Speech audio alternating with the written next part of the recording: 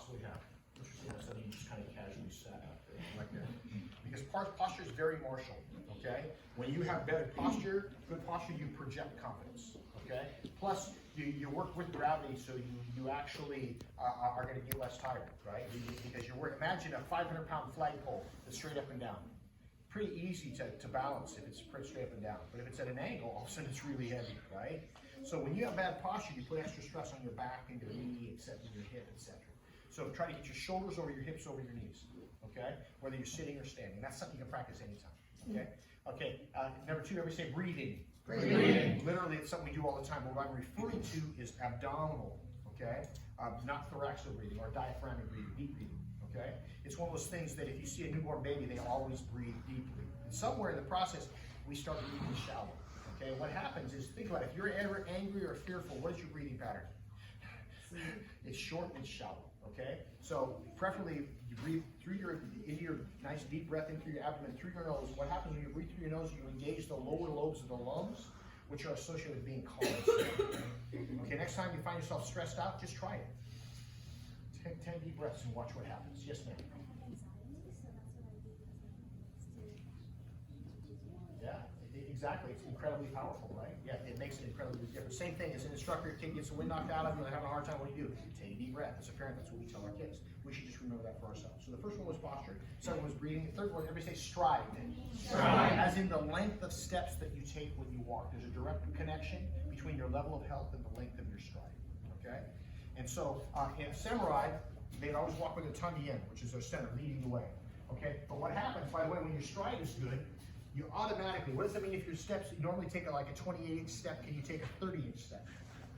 Okay? What happens is you automatically are going to have better posture and breathing because you're going to be positioned for it. It's hard to have good posture and breathe well when you're hunched over like so. When you take a big step, it brings everything back. Next thing is that it projects confidence. You think about it, someone's walking with purpose. If you go to the self-defense clinic we did an hour ago, we talked about that, okay? And also it gets you to wherever you're going a little faster too, okay? So the first word was? Second word? Third word? Fourth word, everybody say balance. Balance. Literally, I'm talking about physical balance. Your ability to be able to, if you stand in line at the grocery store, the line is long, what do? Pick up your foot. Doesn't have to be real high, you don't have to do this. No one will even notice. Okay, but what happens is it'll force you to focus on your balance. And there's a great quote, concentrate on your balance, lose your upset. Concentrate on your upset, lose your balance.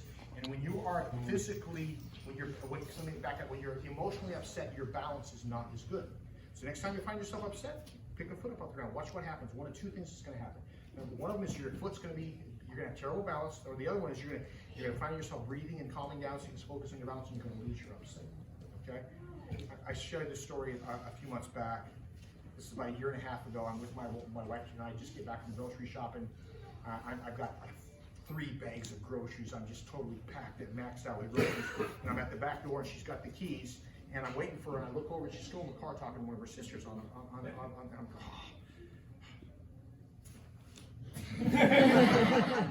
Now I'm training. You with me? Now I'm training. I can take that time that was going to be like waiting to, no, man, and I can be practicing, okay? All right, first word was? Posture. Second word? Breathing. Third word? Stride. Fourth word? Balance. Fifth word? Everybody say agility. Agility. Elegant movement. Getting in the habit of when you're getting groceries out of the back of the car and you're getting laundry out of the dryer, okay? How elegant can you be? How mindful can you be? When you're going upstairs, do you clomp up steps or are you trying to be really elegant with your footwork? That's something we do all the time. I don't know that agility is the word. I haven't really settled in. It's maybe cat-like or graceful or supple. You guys kind of get the idea though. Okay. Last word, everybody say intent.